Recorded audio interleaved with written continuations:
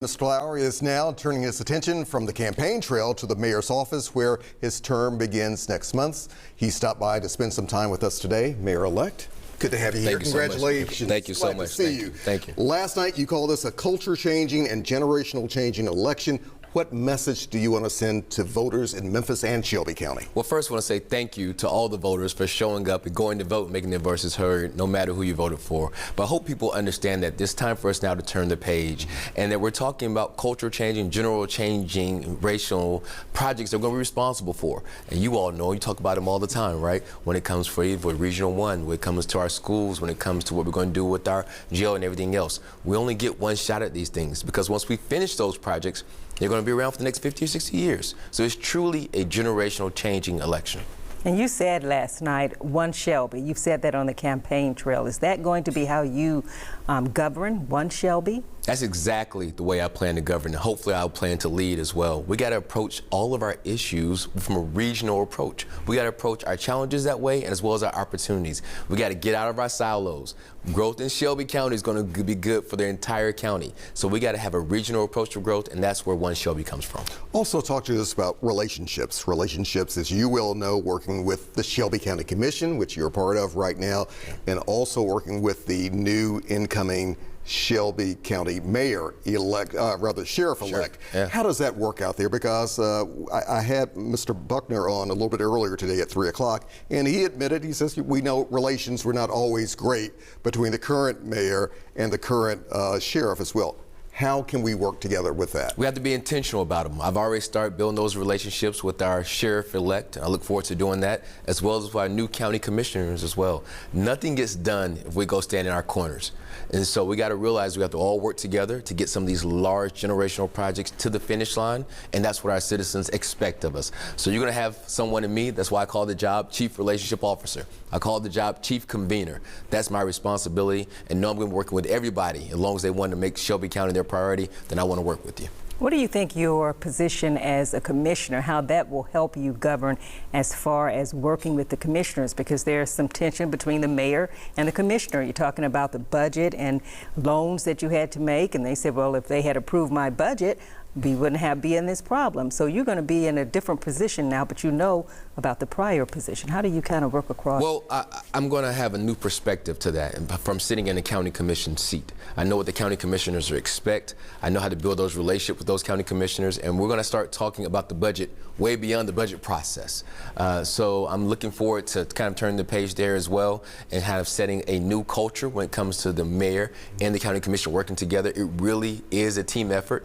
So I look forward to that. I know what they expect. I know what I want as a commissioner. I know how to respect that position as well. So I'm looking forward to it. When it comes to the Shelby County Jail, and we've heard so much debate, especially in recent months, recent years for that matter, where do we stand on that? What conversation can we have about improvements for the facility, maybe actually building a new one? Are these conversations you're ready to have right away? Or exactly, right away. We need a plan for that facility, but we need a plan for all of our facilities that the county is responsible for. Because you know what, Alex, if not a couple of years from now, we'll talk about the same thing for something else. Well, what about juvenile court? What about Regional 1? What about any of the buildings that we're responsible for? Obviously, 201 is extremely important because we have our employees and our detainees, which are all our responsibilities. Plus, that building has been around there almost 50 years. So we need to understand what we need to do with that facility and have a comprehensive plan to we're all on the same page. Also a plan to pay for it as well, because we can't do that overnight either. And as you also know, though, a lot of people, though, they may want to talk about a new jail is needed, but where?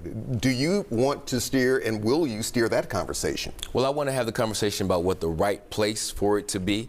Again, I'm not married to any location, but again, I think this is again the opportunity to see where we can put this facility and make the most sense. Obviously, I want to see economic development in all of downtown.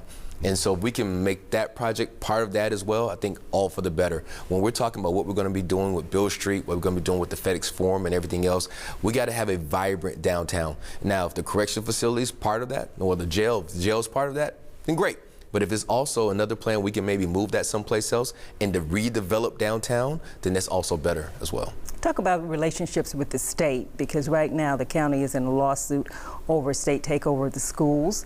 How do you maneuver that? Will you continue that push that your predecessor or soon-to-be predecessor has started. Yeah, I go have conversations with whoever's responsible as well. I think I need to be in Nashville having conversations with whoever the governor will be, and as well as the state legislator, Speaker of the House.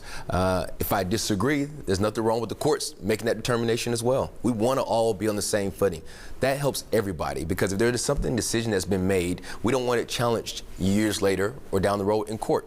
So nothing wrong with that. Let's let the courts help us decide what the right method is. But I'm going to go still work with anybody that's responsible for helping Shelby County be where it needs to be. What about issues involving the state when it comes to Memphis Shelby County schools, when it comes to the Memphis Safe Task Force and the National Guard being here? Where do you stand? All those issues are important. So obviously, like I've said, I believe Shelby County should be governed by Shelby Countyans. I think Shelby County should be policed by Shelby Countyans at the end of the day.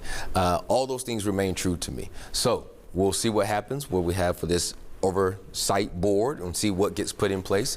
If they're in place, great, I'll go work with them. But even then, my goal is to make that a short-term effort, because we know that we have some great schools. We know that we have some great students making great strides. That doesn't mean we don't have challenges as well. And Alex, like I said, I never liked the process. I've said it once before. I don't win any friends when I say this. I don't like the fact that I'm a part of a funding body that never had any say-so about how the money is distributed. But in this role as county mayor, I plan to inject myself in that process. One last thing, your election. If your dad had still been here today, Myron Lowery, what do you think this would have meant for him? You know, my dad would have been just extremely proud. I had to convince him as well that this was the right path for us to be going. And so I know he was all on board. You know, before he passed, he was making phone calls. He was engaged as much as he could be. And so I know he would have said, son, job well done. Now go do the work. Now go do the work. So, you know, in his honor, his legacy, I'm not going to let him down, just like I'm not going to let everybody else in Shelby County down. Mr. Mayor-Elect, Yeah, thank you for being here. We'll do it again. Thank you. Let's do it again. All right.